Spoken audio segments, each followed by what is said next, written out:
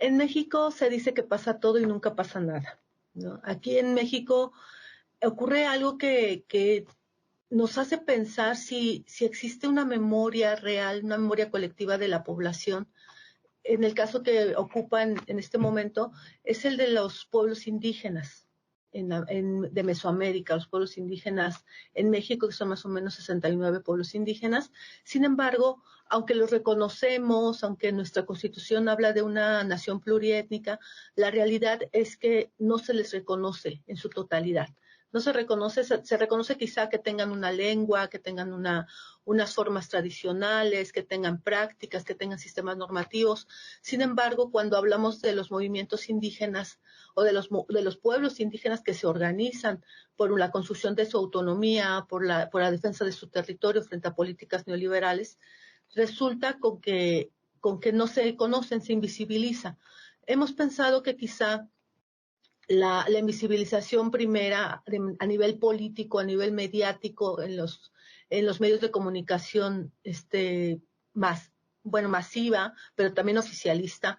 ha hecho que se invisibilice estos movimientos indígenas y que posteriormente, al pasar de los años, estas invisibilizaciones políticas que se hacen en los medios empiezan a repercutir realmente en la negación del pasado reciente, de la negación del pasado indígena, de la memoria, de la construcción de autonomía, de la defensa de los territorios, de esta interpelación que hacen estos movimientos indígenas, no solamente a un sistema o un estado o nación como sería el mexicano, sino a un sistema neoliberal que busca la exclusión de lo diferente y que va en contra de lo intercultural y que va en contra de las culturas y tradiciones indígenas. Y aunque pareciera que es como pensar que los considera retrasados o atrasados o que su desarrollo no es válido, la realidad es que el pueblo indígena o los pueblos indígenas lo que hacen es interpelar al sistema neoliberal,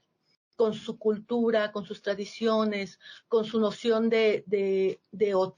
notredad, del nosotros, de lo nosótrico, con la visión de que todo sea por consenso, incluso con el movimiento zapatista, que se habla del mandar obedeciendo, pues habla de un poder, de una manera de construcción de poder diferente.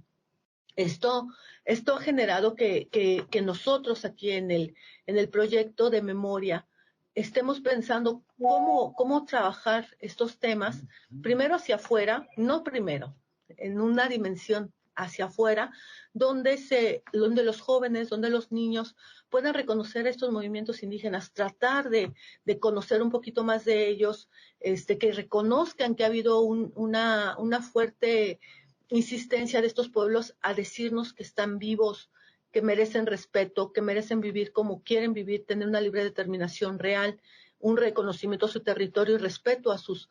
prácticas culturales, pero también hacia el interior de los movimientos, en el caso que me ocupa a mí, que es el movimiento zapatista, que ya tengo más de 25 años trabajando en este movimiento, es ubicar cómo los pueblos hacia el interior de sus comunidades intentan fortalecer la pedagogía de la memoria, la pedagogía de la resistencia a través de procesos políticos y pedagógicos como lo es la escuela autónoma, por supuesto, las asambleas comunitarias, el paisaje del territorio. En el territorio también se van construyendo otras maneras de relacionarse, otras formas de gobernarse y de administrarse. A los niños y jóvenes desde chiquitos les enseña, por ejemplo, a que tienen derechos, a que respeten su lengua, a que respeten sus tradiciones, a que respeten su cultura, pero también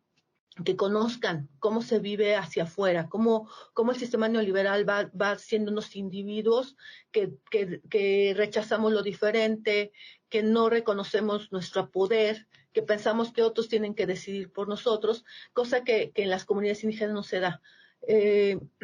Creo que estos procesos políticos y pedagógicos y estas pedagogías de la memoria es interesantísimo rescatarlas y seguirlas analizando y revisando para fortalecerlas. Por un lado, fortalecerlas al interior, pero también para que sirvan como una especie de experiencia, sino como un ejemplo, para no decir idealizar, porque a veces se nos acusa a los que trabajamos con pueblos indígenas de ser de idealizar a los movimientos indígenas o idealizar a la cultura indígena. No es en ese sentido, pero sí reconocer cómo han ido resistiendo a la contrainsurgencia, ¿no? El movimiento zapatista tiene más de 20, ya va para los 30 años, de 30 años público, aunque ya tenía 10 años antes preparándose,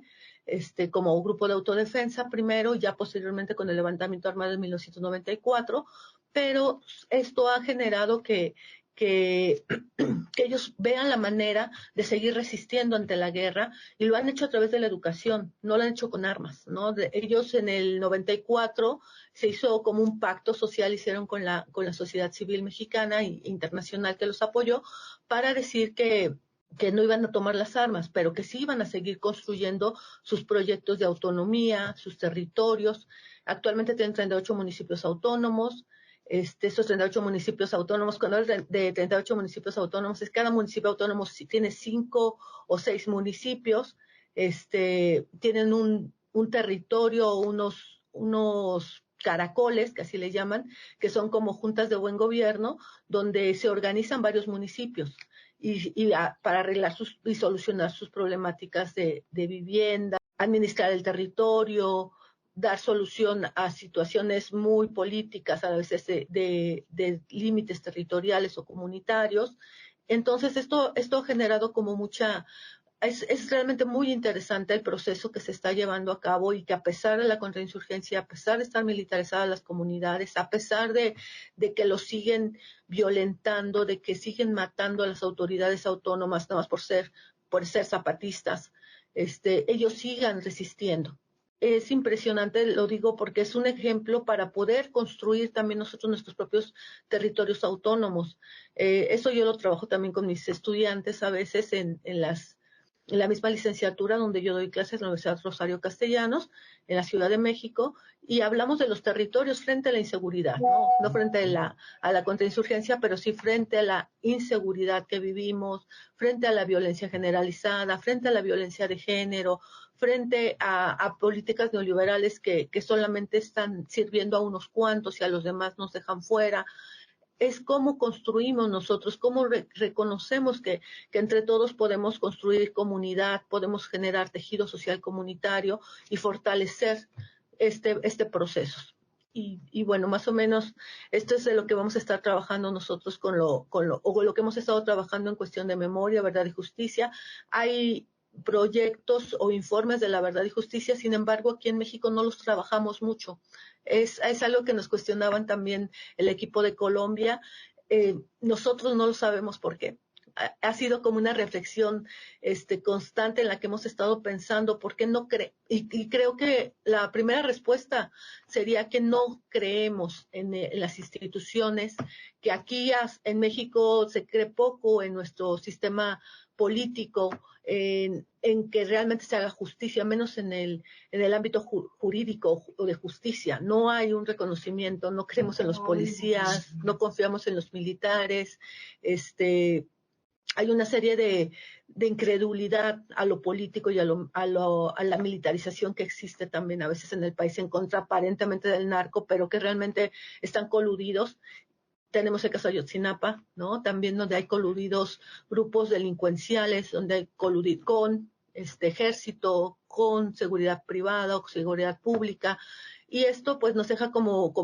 mucha incredulidad, y creemos que realmente la construcción viene desde abajo, ¿no? Con las autonomías, con la construcción de territorios autónomos, con el apoyo entre todos de redes sociales, de redes culturales, de redes intergeneracionales con los niños, con los jóvenes, de educación también, de ir formando a personas que nos hagamos sujetos, que no solamente estemos esperando, sino que construyamos como sujetos y nos posicionemos en nuestra historia y nos posicionemos en nuestro país, ¿no? Y defendamos lo que tenemos. Pues ahí, esa sería como la experiencia que nosotros hemos ido trabajando, y pues muchas gracias por el espacio.